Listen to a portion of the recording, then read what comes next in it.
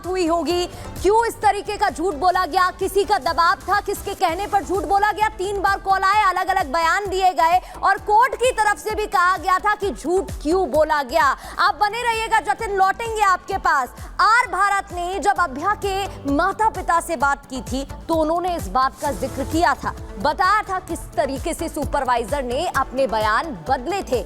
सुनिए। 11:30 बजे जब आपकी बात हुई तब उन्होंने क्या बताया कि वो खाना खा रही हैं, अपने उन 4 दोस्तों के साथ हैं? 4 दोस्तों के साथ खाना वैसे ही 4 जने खा रहे हैं, 4 आदमी के लिए खाना लाया है और मिलके हम खाएंगे। अभी अक्सर ऑनलाइन ऑर्डर करते हैं? ऑनलाइन ऑर्डर करके ही खाता है। जो होटल में जो खाना मिलता है उसका क्वालिटी तो बहुत अच्छा नहीं है, इसलिए थोड़ा ऑनलाइन से खाना मंगा के खाता है। फिर सुबह आपको किसका फोन आया, आपको क्या पता चला? 11 बजे हमको फोन आया और उन्होंने तो ऐसे मूड में बोला है हम लोगों का, जो हमको लगा कि डिपार्टमेंट में ऐसा बड़ा घटना घट गया, उसका कोई माने दिल में कोई दुख नहीं है डिपार्टमेंट का। क्या बोले वो लोग? ऐसे हमसे बात करना शुरू कर दिया, लगता है हम लोग की कोई गलत कम कर दिया। ऐसे ही मैंने वो कुछ नहीं जानते, आपका लड़की की तबीयत खराब है, आप जल्दी आ जाइए, ऐसा एक तो बात बोलने का जो तरीका है ये हमको अच्छा नहीं लगा। 11:15 बजे नहीं, 10:53 10:53 ये किसने कॉल किया था? एक लड़की ने कॉल किया, उसके बाद हम फिर कॉल किया, क्या हुआ मेरे लड़की को? बोले हम लोग डॉक्टर नहीं है, हम बोल नहीं सकते क्या है। अच्छा। फिर हम लोग जब गाड़ी में बैठ गया उस टाइम में फिर फोन आया, बोला हमसे असिस्टेंट सुपर बोल रहा है, लगता है आपका लड़की सुसाइड कर लिया।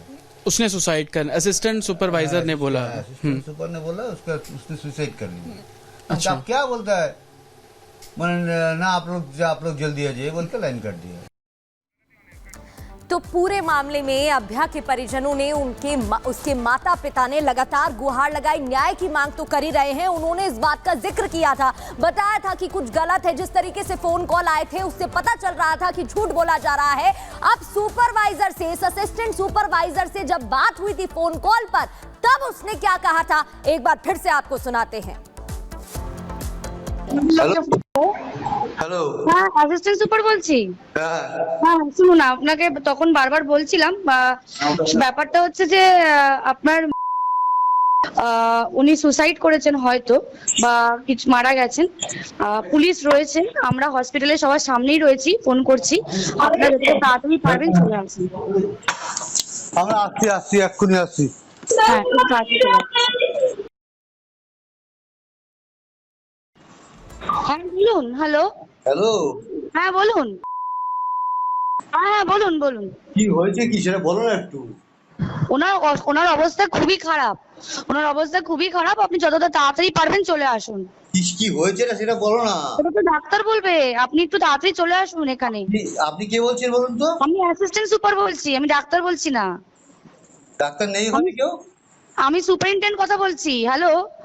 হ্যাঁ ঠিক আছে। হ্যাঁ আমি অ্যাসিস্ট্যান্ট সুপারিনটেন্ডেন্ট কথা বলছি। আপনার মেয়েকে আমরা এমার্জেন্সিতে নিয়ে এসেছি, আপনারা আসুন, এসে যোগাযোগ করুন। ও কি হয়েছিল কি? ও তো ডিউটিতে ছিল। আপনারা জলদি চলে আসুন, যতটা তাড়াতাড়ি পারবেন। और हमारे साथ जतिन लगातार जुड़े हुए हैं। जतिन, आप कह भी रहे थे कि टाइमिंग का जो फर्क है वो पूरी कहानी बताता है, और साथ ही जिस तरह से पूर्व प्रिंसिपल तुरंत इस्तीफा देते हैं, उससे पहले मीटिंग भी करते हैं, वो भी बताता है कि कुछ ना कुछ झोल है, और यही वजह है कि इतने लंबे समय से पूछताछ लगातार चल रही है।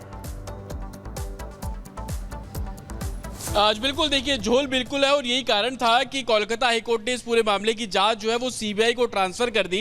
आप इसको में भी आप इस पेज को समझिए कि विक्टिम फैमिली कोलकाता हाईकोर्ट गई थी, वो पुलिस की थ्योरी से, यानी कि कोलकाता पुलिस की थ्योरी से संतुष्ट नहीं थे, और विक्टिम फैमिली की पिटीशन पर ही ये जो मामला है वो सीबीआई को ट्रांसफर कर दिया गया। तो जिस तरीके से हमने आपको ये भी सुनाया कि कैसे विक्टिम फैमिली ने जब रिपब्लिक भारत से बात की तो ये तमाम सवाल खड़े किए, अब उसके सबूत भी हमने अपने जो व्यूअर्स है उनको दिखा दिया कि कॉल रिकॉर्डिंग में किस तरीके से जो मेडिकल सुपरिटेंडेंट है वो गलत बात कर रही है, और एक बार नहीं 2 बार उन्होंने जो कॉल पे बात की तो दोनों बार गलत जानकारी पीड़ित परिवार को दी। अब सवाल ये खड़ा होता है कि आखिरकार इसकी जरूरत क्यों पड़ी? कौन वो शख्स है जिसने ये बोला मेडिकल सुपरिटेंडेंट को या सुपरवाइजर जो भी वहां पर थे कि आप गलत जानकारी विक्टिम परिवार को दे? और यही कारण है कि उस समय के मौजूदा प्रिंसिपल संदीप घोष, जिनको अब आईएमए ने भी सस्पेंड कर दिया है, बिल्कुल सवाल खड़े हुए थे और उसके बाद अभी भी सीबीआई की टीम जांच में जुटी हुई है। बहुत बहुत शुक्रिया जतिन आपका तमाम जानकारी देने के लिए। पश्चिम बंगाल में क्या हो रहा है ये बड़ा सवाल इसलिए क्योंकि जिस तरीके से एक के बाद एक बातें सामने आ रही हैं उससे यही पता चल रहा है अभ्या के साथ जो भी हुआ वो प्लानिंग प्लॉटिंग के तहत ही हुआ है। कई नाम इस मामले में सामने आ रहे हैं। सीबीआई की टीम जांच में जुटी हुई है। डॉक्टर्स प्रोटेस्ट कर रहे हैं, छात्र प्रोटेस्ट कर रहे हैं और मांग बस एक ही है, न्याय की मांग।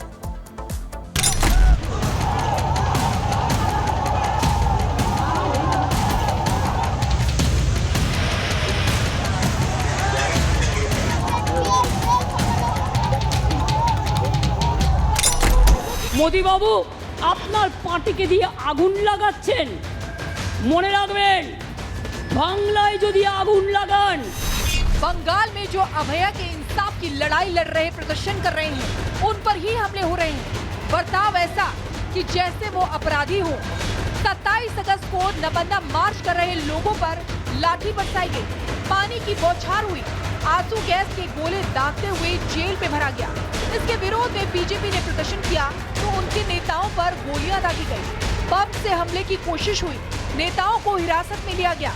अब एक बार फिर से बीजेपी 7 दिन के धरने पर है। 20 दिन से ममता के राज्य में इंसाफ की जंग लड़ी जा रही है, लेकिन अब ये जंग युद्ध में तब्दील हो गया है। माँ माटी मानुष के ध्येय वाक्य वाले बंगाल में इंसाफ की जंग की तस्वीर ऐसी होगी ये किसी ने नहीं सोचा था। किसी ने नहीं सोचा था महिला की अस्मिता की लड़ाई लड़ने वाली ममता बनर्जी सत्ता में आते ही महिलाओं के खिलाफ हो जाएंगी। किसी ने कल्पना नहीं की थी कि एक पीड़िता को न्याय देना तो दूर की बात, वो ऐसे संवेदनशील मुद्दे पर भी राजनीतिक रोटियां सेकने से बाज नहीं आई। মোদি বাবু আপনার পার্টিকে দিয়ে আগুন লাগাচ্ছেন, মনে রাখবেন বাংলায় যদি আগুন লাগান আসামও থেমে থাকবে না, নর্থ ইস্টও থেমে থাকবে না, উত্তরপ্রদেশও থেমে থাকবে না, বিহারও থেমে থাকবে না, ঝাড়খণ্ডও থেমে থাকবে না, উড়িষ্যাও থেমে থাকবে না, আর দিল্লিও থেমে থাকবে না। আপনার চেয়ারটা আমরা টলমলো করে দেবো। 8 से 9 अगस्त की काली रात लेडी डॉक्टर के साथ जो हैवानियत की गई, जिस दरिंदे का साथ देते हुए प्रिंसिपल ने सबूतों को मिटाने की कोशिश की, उनके खिलाफ बोलने की बजाय राज्य की सीएम ऐसा बेतुका बयान देंगी ये किसी ने नहीं सोचा था। अब ऐसे में सुलगता बंगाल सवाल पूछ रहा है, अपने गुनहगारों की तलाश में चारों तरफ नजरें दौड़ा रहा है। बंगाल बीजेपी ने पहले बेटी की अस्मिता परिवार को न्याय दिलाने की खातिर छात्रों ने नबन्ना मार्च निकाला, जनता का भी समर्थन मिला, सड़कों पर भीड़ का सैलाब आया तो ममता की पुलिस तिलमिला गई, हाथों में लाठी लेकर भांजना शुरू किया, एक एक को पीटा गया। इससे भी बात नहीं बनी तो आंसू गैस के गोले दागे गए, भीड़ को तितर बितर करने के लिए पानी की बौछार मारी गई। छात्रों पर लाठीचार्ज के विरोध में बीजेपी ने बंद बुलाया तो ममता पुलिस हाथों में डंडा लेकर सड़कों पर उतर आई। जो भी सामने आया उस पर लाठियों की बौछार की गई। टीएमसी के नेता गोलियां बरसाते कैमरे में कैद हुए। इन पर कार्रवाई करने की जगह बंगाल पुलिस ने प्रदर्शन कर रहे बीजेपी नेताओं को ही जेल में भरना शुरू कर दिया। बावजूद इसके बीजेपी ने हार नहीं मानी, पीड़िता को न्याय दिलाने के लिए कोलकाता हाईकोर्ट पहुंची, 7 दिन के धरने की अनुमति ली।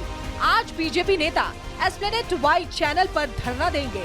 30 अगस्त को महिला विंग राज्य महिला आयोग कार्यालय का घेराव करेगी। 2 सितंबर को जिला मजिस्ट्रेट कार्यालयों, 4 सितंबर को ब्लॉक कार्यालयों पर धरना देगी और फिर 6 सितंबर को हर मंडल के आगे के प्रदर्शनों के साथ विरोध प्रदर्शन तेज करने की योजना बनाई गई है। इसके साथ ही सितंबर के पहले हफ्ते में 2 घंटे का चक्का जाम भी रहेगा। साफ है कि बंगाल में इंसाफ की जंग इतनी आसान नहीं है।